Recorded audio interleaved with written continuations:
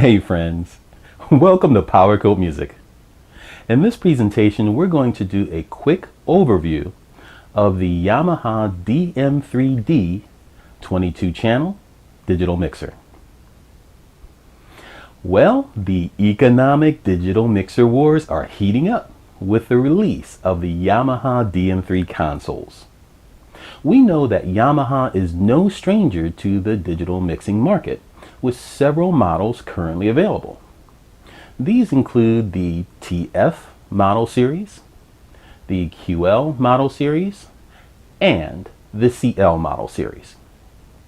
So with all of this, why should we be interested in the newer and latest DM3 model series? And along with that, what makes them different from the other Yamaha digital mixers? Well, to address that question in this presentation, we're going to check out the Yamaha DM3's features, technical specifications, top panel controls, and rear panel. Also, it's important to note that the DM3 is currently available in two different model types. These include the DM3S, which is the standard model, hence the S, with a suggested retail price of $1,699. The second is the DM3D. Now this model includes Dante networking functionality, hence the D, with a suggested retail price of $1,999. And this model is the primary focus of this overview. Dante functionality is a combination of software, hardware, and network protocols that delivers uncompressed, multi-channel, low-latency digital audio over a standard Ethernet network using Layer 3 IP packets. So with all of this, sit back, relax, grab your tea and coffee, and stay with me. We have a lot to cover, and you are not going to want to miss it. Let's check out some of the Yamaha DM3D digital mixers features. This is Yamaha's most compact Dante compatible mixer yet. DM3 produces high quality 96 kHz sound using 16 analog inputs and 8 outputs with low latency.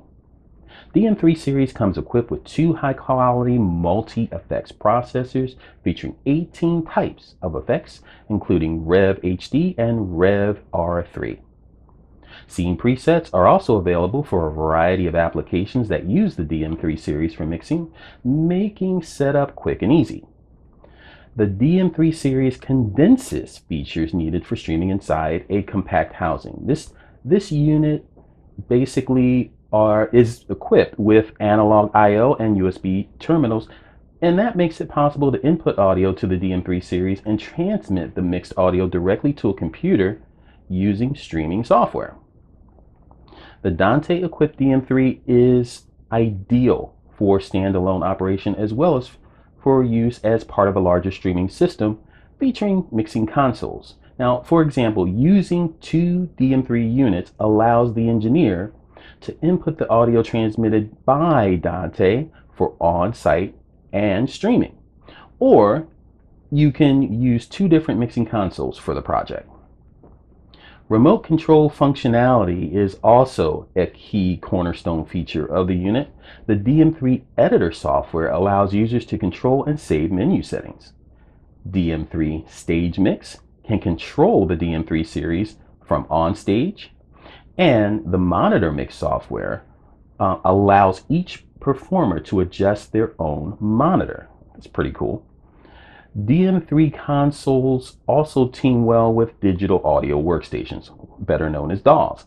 Now, DAW operations such as volume adjustment, play, and stop can be executed using the console's faders and buttons as physical controllers for smooth operation while arranging. Both DM3 models, the D and the S, support multi-track recording via USB to host.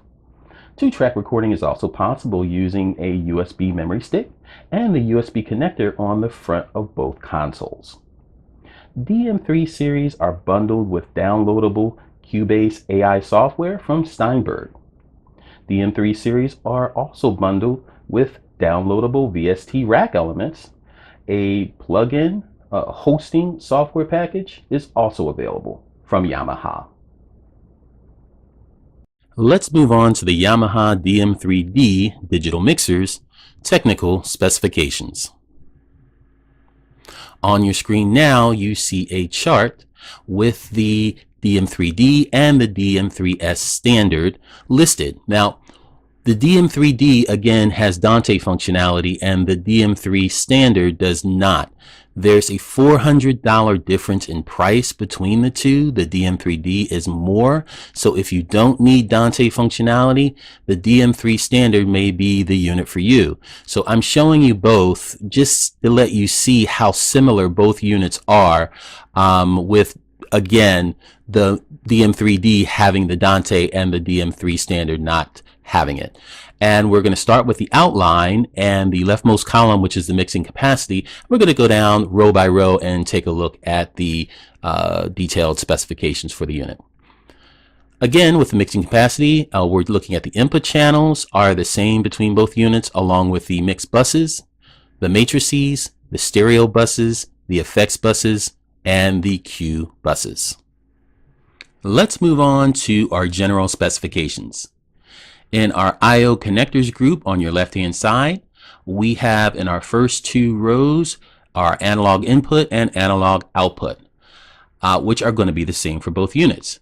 Below that, we have our Dante connectors, which of course the DM3D has Dante, the DM3S does not. So with our DM3D, we have two Ethernet connectors with a primary and secondary port. Below that, we have our network, USB to host, USB to device, our phones, and DC specifications, which are going to again be the same for both units. If I'm going too fast for you, just hit the pause button for this presentation and check out the specifications in detail, and then continue at your leisure. Next, we have our user interface, which is a touchscreen user interface, and that's going to be the same for both units, along with the recording and playback, PC Mac, and USB storage device specifications. Let's now actually move on to the sampling frequency rate, which is going to be the same again for both units, along with the signal delay, frequency response, total harmonic distortion specifications, our hum and noise level, equivalent noise input, and a residual output noise. Now, all of these specifications, it's important to note, come directly from Yamaha. So we wanted to make sure we had everything for you and it was as accurate as possible. Moving on, we have our dynamic range, crosstalk, power requirements, and power consumption, which again are going to be the same for both of the units. Now with this, the dimensions, which is going to be your width, height, and depth, are going to be the same, along with the net weight and the included accessories as well. Under that, we have our operating temperature for both units, along with the recommended storage temperature. Now, we'll discuss the Yamaha DM3D digital mixers top panel controls. First, we have the display. The display is operated by directly touching the screen. Of course, it's a touch screen. And by using the touch and turn knob, you can also make fine adjustments of parameters on the unit. It can also be operated via touch, double touch, as well as using your finger for sliding, swiping, and pinching in and out. Moving on, we have the touch and turn knob. This is used when adjusting the selected parameters. After that, we have the SEL, QUE, and ON buttons. Each channel includes these three controls that are used to select, stage, or enable functionality. Moving on, we have the channel strip section. This part corresponds to the channel module on a traditional analog mixer. It operates the main parameters of the currently selected channel. Moving on, we have the main section. This section is primarily used for operating stereo channel parameters. After that, we have the user-defined keys section. These keys are for operating functions assigned by a user according to their specific needs. Some commonly used functions, such as tap tempo and bookmarks, are assigned as defaults. Moving on, we have the home key. This key returns to the home screen. After that, we have the fader bank section. This switches the allocation of faders on the top panel. After that, we have the phone section. This is used for monitoring the signal that's selected with Monitor Select or the cue signal via the headphones. Last but not least is the USB connector. This, of course, is for connecting to USB memory. Finally, let's check out the Yamaha DM3D digital mixer's rear panel. First, we have the Omni Out jacks.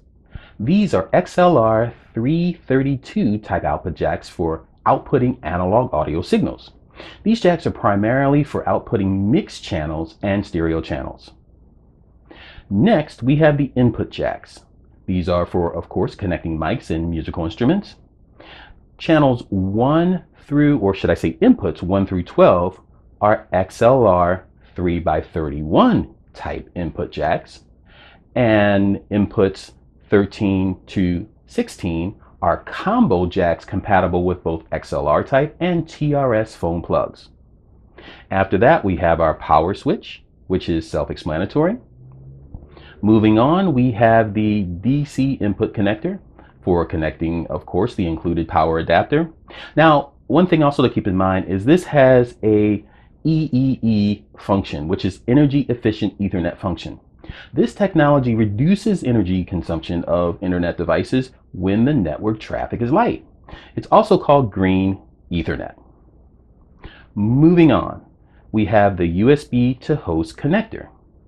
USB type B connector is the basic type that we have here, and the product functions also as an up to 18 in, 18 out, 96 kHz, 32-bit audio interface by connecting to a computer via USB cables.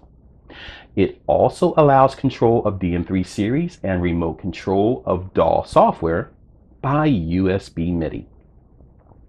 Moving on, we have the Dante primary and secondary connectors. These connectors are, of course, for Dante audio network connections. Last but not least, we have our network connector. This is an RJ45 connector for connecting to a computer.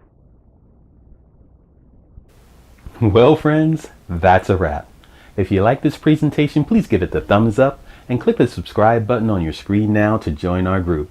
We have new presentations coming out every 7 to 14 days, and we would love to have you be a part of our team. Also, leave a comment in the comment section below and let us know what you think about this content. And check us out on Facebook, Instagram, Spotify, and TikTok. While you're here, please check out some of the other music and videos, and especially the playlist, because they're designed just for you. Thank you so much for stopping by. We really do appreciate it, and we look forward to seeing you soon.